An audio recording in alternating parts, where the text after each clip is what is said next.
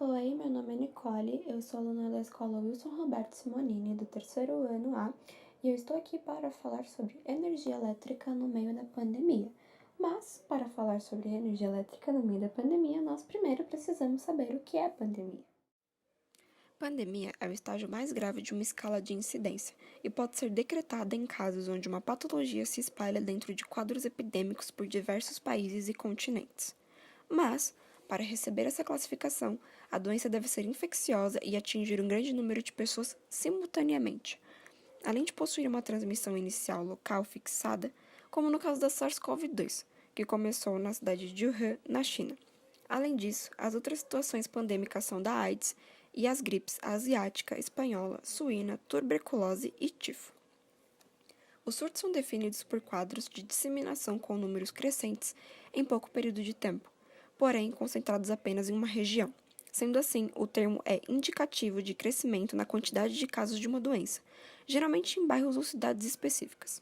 Um exemplo recente envolvendo surto é o da febre amarela em Minas Gerais no ano de 2017. As epidemias são marcadas pelo crescimento de uma doença acima do esperado, espalhando-se rapidamente por diversas regiões, e elas podem ser divididas em três partes: as municipais, quando atingem vários bairros; as estaduais, ao afetar muitas cidades; e nacional, quando acomete estados de diversas regiões do país. Porém, essa classificação não serve para as enfermidades que se propagam por dois ou mais países. Entretanto, como um exemplo de epidemia, podemos citar os diversos casos de dengue registrados no Brasil.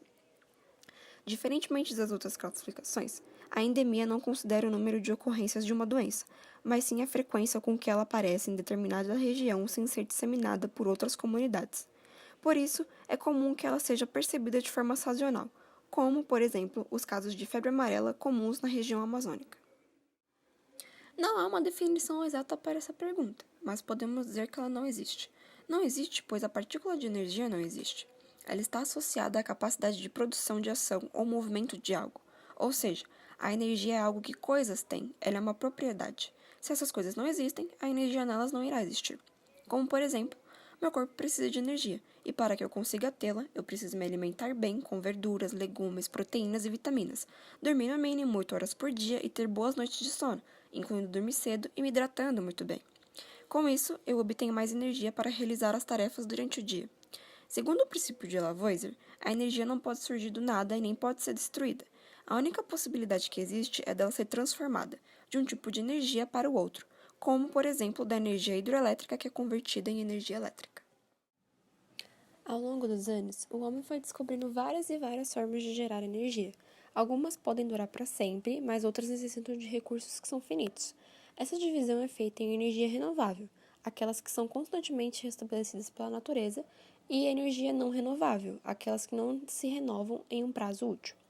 Por isso, é importante conhecer quais são as formas possíveis dentro de cada uma delas para que possamos usar com mais sabedoria os nossos recursos.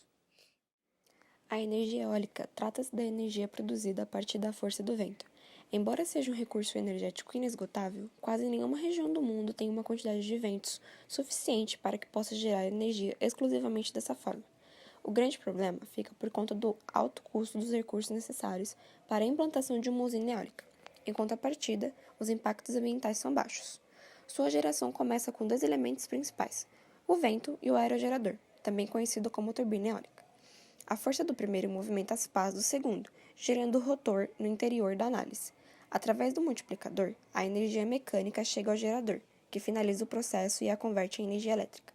Os cabos de força transportam essa energia do topo da torre à rede de média tensão, no solo. Por esta rede, ela chega à subextensão coletora, que eleva sua tensão para poder percorrer grandes distâncias pelas linhas de transmissão até as cidades.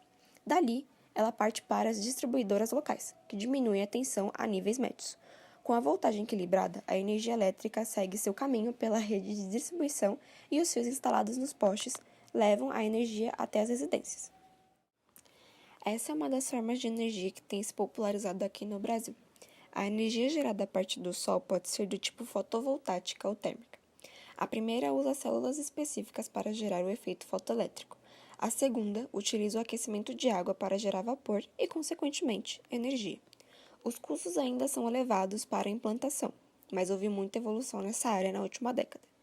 Essa energia nós podemos fazer em nossas casas, e isso consiste em: os painéis solares instalados no telhado de uma casa geram energia elétrica quando há presença de luz do sol.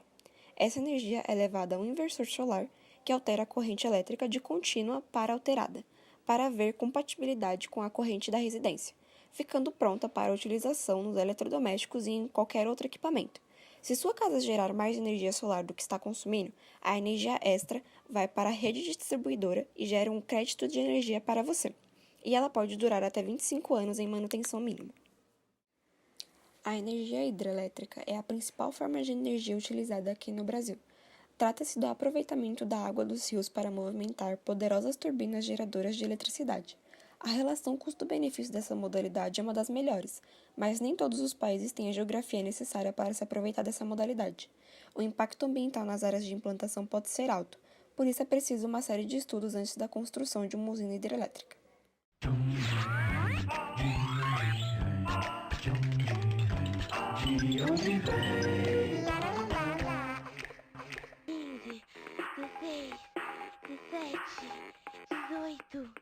Uau! Está acabando a minha energia. Estou à beira de um apagão. Nossa! Mãe, que escuridão! O que aconteceu? Xiii, acabou a energia elétrica, Kika. Ué, mas de onde vem a energia elétrica? Ah, a luz voltou. E de onde ela veio? Relaxa, Kika, você está muito elétrica.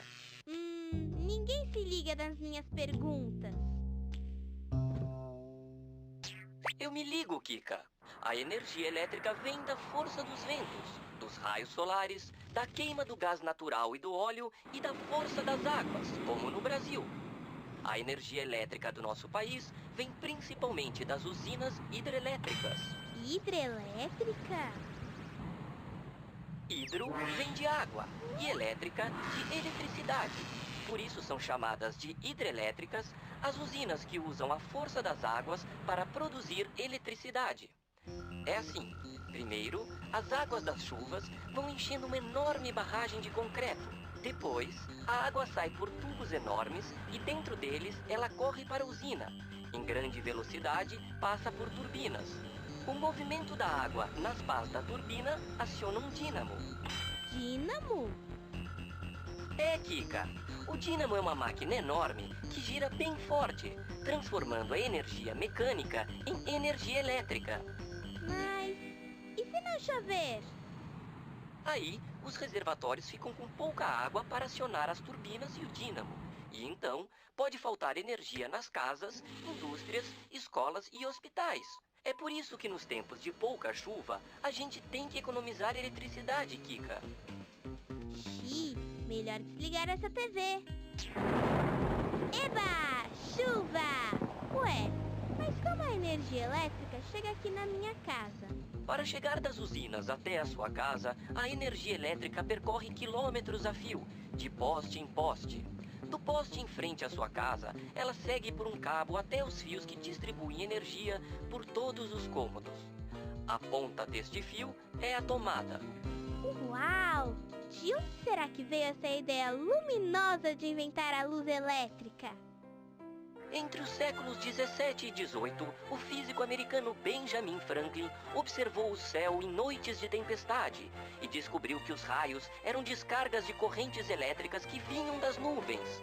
Mas só no final do século 19, os homens começaram a usar a energia elétrica no seu dia a dia.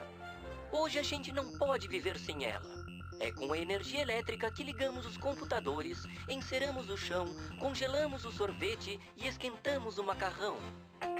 Que bom que este tal de Benjamin estudou a energia elétrica que hoje vem das águas, que enchem as barragens que estão nas usinas e depois caem e movimentam as turbinas que levam energia para os postes e fios que trazem a luz para todo o Brasil. Nossa, Kika, de onde vem tanta energia e sabedoria? Se eu contar, você não vai acreditar. Um tchauzinho elétrico e até o programa que vem, com mais um De Onde Vem! E todas as outras energias chegam assim em nossas casas, exceto a energia nuclear, que eu vou falar já já. A produção de energia a partir da biomassa tem como vantagens ser renovável, permitir o reaproveitamento de resíduos e por ser menos poluente que outras formas de energia, como aquela obtida de combustíveis fósseis. Entretanto, o seu uso sem um devido planejamento pode ocasionar a formação de grandes áreas desmatadas pelo corte não controlado de árvores, destruição de habitats, perda dos nutrientes do solo, erosões e emissão excessiva de gases. Seu poder calorífico é menor comparado a outros combustíveis, isto é, são menos eficientes energeticamente, e dificuldades no transporte e no armazenamento de biomassa sólida. A biomassa pode ser classificada segundo sua origem: florestal, onde a principal fonte de energia é a lenha; agrícola, com as produções de soja, arroz, cana-de-açúcar, milho e outros; e resíduos urbanos e industriais, que podem ser sólidos ou líquidos, encontrados nos aterros sanitários. Cada matéria-prima para a obtenção de energia de biomassa possui características próprias, variando a quantidade energética e as formas de extração dessa energia. Da cana-de-açúcar, por exemplo, é possível extrair o açúcar, do combustível renovável denominado etanol, e ainda dos bagaços da cana já processada é realizada a queima que gera energia elétrica. Os chamados combustíveis fósseis são aqueles cuja queima é capaz de gerar energia, seja para estações termoelétricas ou para veículos de qualquer porte.